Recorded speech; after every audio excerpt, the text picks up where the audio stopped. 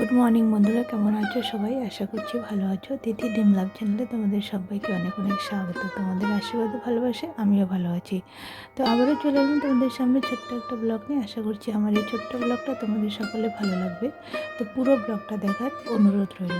তো বন্ধুরা, দেখতে পাচ্ছ এই মুহূর্তে আমি বিছানা গুছাতে চলে এসেছি। তো বিছানা গুছাতে এসে এই যে বালিশটা দেখতে পাচ্ছ, এটা না মানে সেটা মানে তুলোটা বের হয়ে যায়।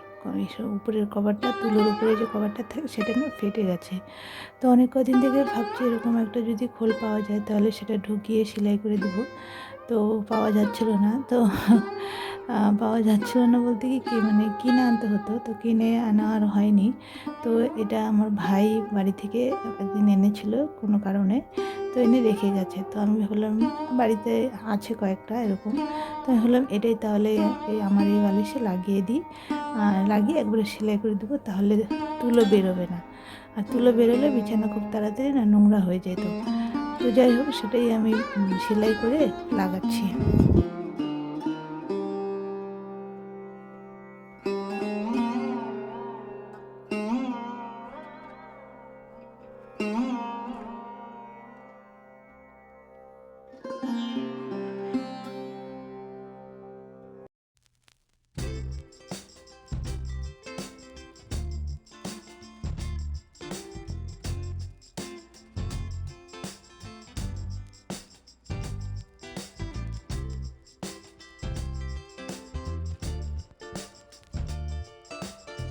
তো বন্ধুরা, এই যে এখানে দেখতে পাচ্ছ আমার বিছানা গুছানো হয়ে গেছে।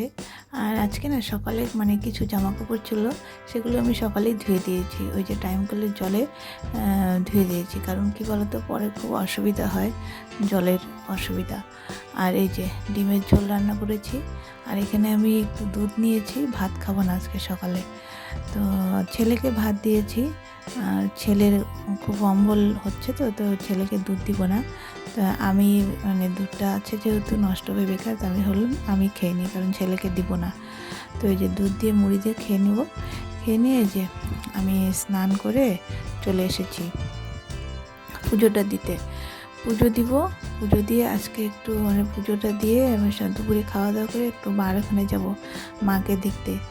কারণ মা এখন তো জানো তোমরা যে মার শরীরটা ভালো না। তো মা বলেছে যখন টাইম পাবি একটু এসে আমার সঙ্গে একটু গল্প করে যাবি। মানে শরীর খারাপ থাকলে যা হয়, কেউ যদি একটু পাশে গিয়ে বসে একটু কথা টথা বলে তাহলে মনটা ভালো থাকে আর কি। তো রোজই একবার করে যাই, তো আজকেও যাবো। যে স্নান করে মানে সেরে পুজোটা দিচ্ছি, তাই তাড়াতাড়ি করে পুজোটা দিয়ে তারপরে যাব মার ওখানে। আর হচ্ছে তারপরে এসে আমি আমার একটু কাজ বাকি আছে সেটা করব। তো চলো।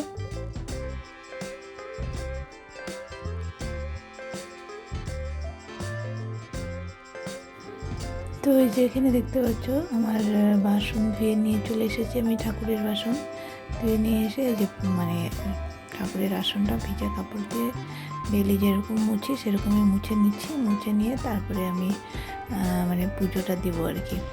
তো চলো।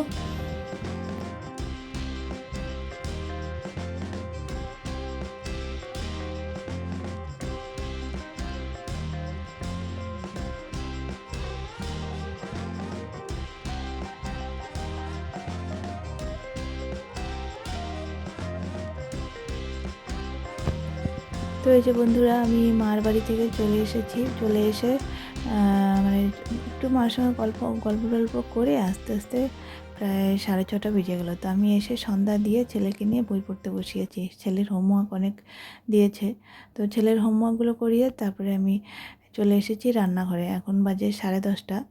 তো রাতের খাবার তৈরি করতে চলে এসেছি। তো ভাত হয়ে গেছে ওদিকে।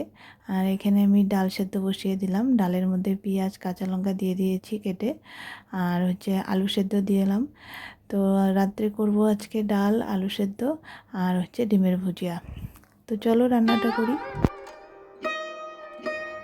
তো ডিম ভুজিয়ার জন্য এখানে আমি পেঁয়াজ কাঁচা লঙ্কা টমেটো কেটে নিয়েছি।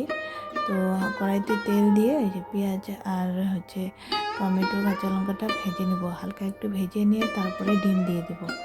ডিম দিয়ে তারপরে ভালো করে ভেজে তারপরে এটা নামিয়ে রাখবো। নামিয়ে রেখে তারপরে ডালটা সম্বার দেবো। মানে আবার ডাল সম্বার দেওয়ার আগে না একটু যে লঙ্কা ভেজে নামিয়ে রাখবো, লঙ্কা ভেজে সেটা দিয়ে আলু সেদ্ধ মাখবো ভাজা লঙ্কা দিয়ে। মানে ভাজা লঙ্কা দিয়ে আলু সেদ্ধ মাখলে না আলু সেদ্ধটা একটু টেস্ট হয় খেতে। তো আজকে রাত্রে এই হচ্ছে আমার ডিনার। তো এই যে এখানে ডিম ভুজিয়া হয়ে গেছে, আমি ডালটা ফোড়ন দিয়ে দিয়েছি। ডালটা নামিয়ে দিয়ে তারপরে এখন খেতে দেবো সবাইকে। হয়ে গেছে প্রায়, এখন বাজে 10:30। 10:30টার সময় তো আমি রান্নাঘরে এসেছিলাম, এখন বাজে প্রায় 11টা। তো এখন রাত্রে খাবারটা মানে দিয়ে দেবো সবাইকে। তা আমিও খেয়ে নেবো একসঙ্গে, খেয়ে তারপরে ঘুমানোর পালা। তো চলো আজকে তাহলে ব্লগটা এই পর্যন্তই। সবাই ভালো থেকো, সুস্থ থেকো।